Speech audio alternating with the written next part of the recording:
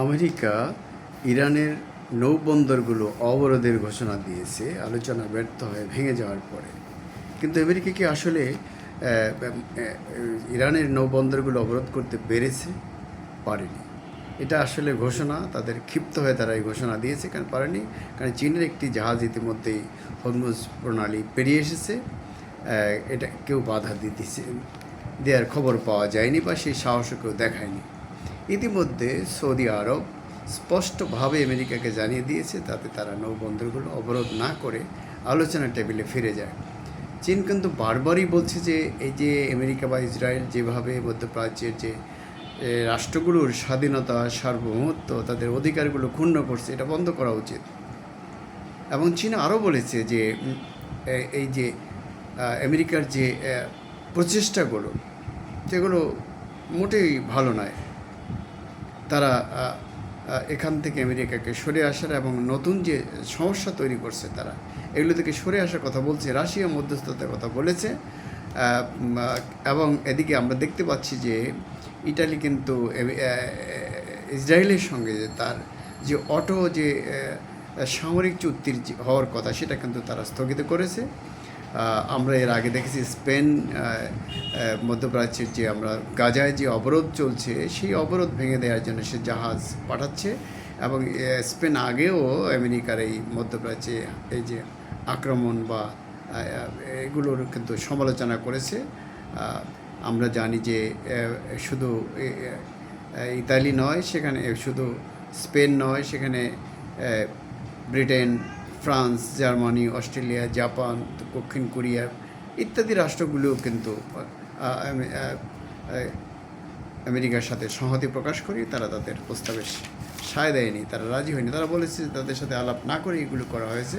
এবং সেক্ষেত্রে আমেরিকাকে মধ্যপ্রাচ্যের এইভাবে বিশেষত ইরানের সাথে যুদ্ধে জড়ানোর ক্ষেত্রে কৃতিত্বটা হলো ইসরায়েলের প্রধানমন্ত্রী নেতানিয়াহুর। কারণ ইসরায়েলের প্রধানমন্ত্রী নেতানিয়াহু যুদ্ধ ছাড়া তার রাষ্ট্রে প্রধানমন্ত্রী থাকা তার জন্য খুব কঠিন হবে, কারণ সেখানে তার বিরুদ্ধে ব্যাপক দুর্নীতি সহ নানান অভিযোগ রয়েছে। সে মনে করে যুদ্ধ করতে পারলে সে টিকে থাকবে।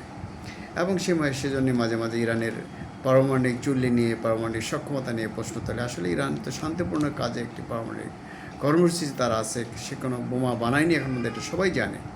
এটা যারা আন্তর্জাতিক সংস্থা এগুলো দেখভাল করে তারাও জানে, এটা আমেরিকাও জানে, কিন্তু এগুলো তোলা হয় মাঝে মধ্যেই।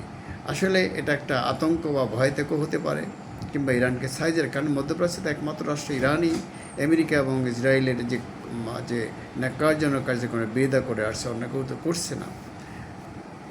সেক্ষেত্রে আমরা দেখতে পাচ্ছি যে পর্দার আড়ালে এই সংকট নিরসনের একটা আলোচনা চলছে। বিশেষত ইসলামাবাদে আলোচনা ব্যর্থ হওয়ার পরে যুদ্ধবিরতির 2 সপ্তাহ পেরিয়ে যাওয়ার আগেই দুই পক্ষ আবার একটা আলোচনায় বসতে চায়। আমেরিকার 15 দফা, ইরানের 10 দফা। এর মধ্যে সংক্ষিপ্ত আকারে ইরানের পারমাণবিক যে কর্মসূচি যে সেটাকে 10 বছর 5 বছর বন্ধ রাখতে চায় ইরান, কিন্তু আমেরিকা চায় 20 বছর। এর মধ্যে একটা সমঝোতা হতে পারে।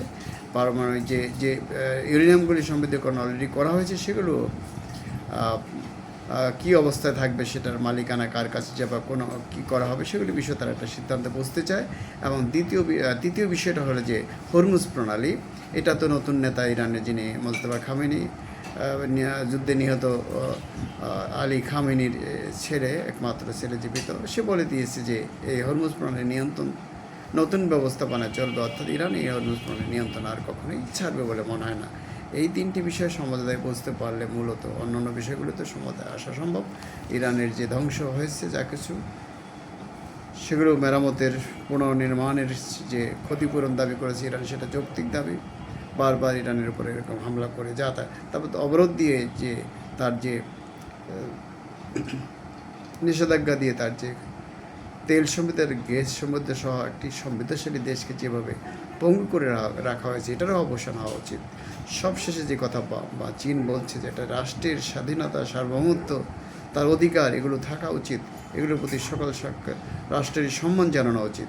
আমেরিকা হোক, চীন হোক, রাশিয়া হোক, ইরান হোক, সৌদি আরব হোক, প্রত্যেকটা রাষ্ট্রেরই স্বাধীনতা, সার্বভৌমত্বের প্রতি প্রত্যেকটা রাষ্ট্রের সম্মান জানানো উচিত। অকারণে খবরদারি করা উচিত নয়।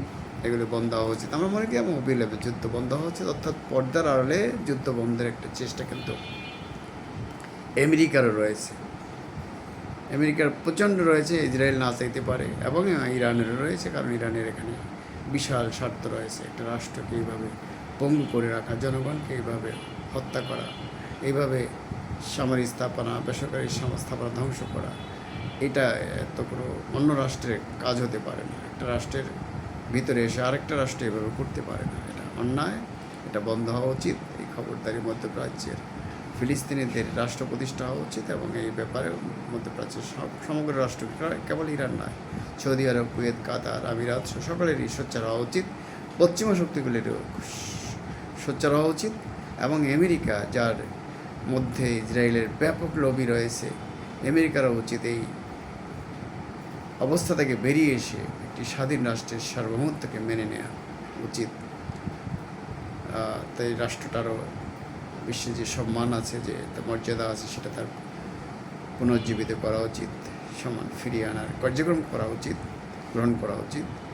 আর ট্রাম্প, যিনি যুদ্ধবাদ ছিলেন না, যুদ্ধ না করার অঙ্গীকার করে তিনি ক্ষমতায় এসেছেন, এখন তিনি যেভাবে যুদ্ধ করছেন তাতে তার শান্তিতে নোবেল তো দূরের কথা, তার পাওয়ার সম্ভাবনা সামান্য থাকবে বলে মনে হয় না। এগুলি সবই ইরানের সাথে যুদ্ধের কারণে তার ধ্বংস হয়ে গেছে, এবং গোটা বিশ্বেই ট্রাম্প আমেরিকার যে মর্যাদা, ভাবমূর্তি অনেকটাই ক্ষুণ্ণ হয়েছে, এবং পশ্চিমা ভাবমূর্তিও আরও উজ্জ্বল করতে চাইলে তাদেরও এক্ষেত্রে ভূমিকা থাকা উচিত। বিশেষ করে মধ্যপ্রাচ্যে যে রাষ্ট্রগুলো আছে মুসলিম, তাদের আরও সোচ্চার হওয়া উচিত ফিলিস্তিনি এবং নিজেদের স্বার্থের প্রশ্নে, মর্যাদার প্রশ্নে, সরকার প্রশ্নে, জনগণের প্রশ্নে, প্রত্যেকের স্বাধীনতা সার্বভৌমত্ব প্রশ্নে।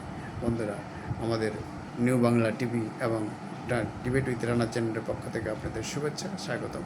আমাদের আবার দেখা হবে নতুন কোনো বিষয় নিয়ে। ততক্ষণ পর্যন্ত আমরা ভালো থাকতে চাই। পর্যন্ত আমার চ্যানেলটাকে সাবস্ক্রাইব করার জন্য, শেয়ার করার জন্য এবং কমেন্টস করার জন্য অনুরোধ করব। খোদা হাফেজ।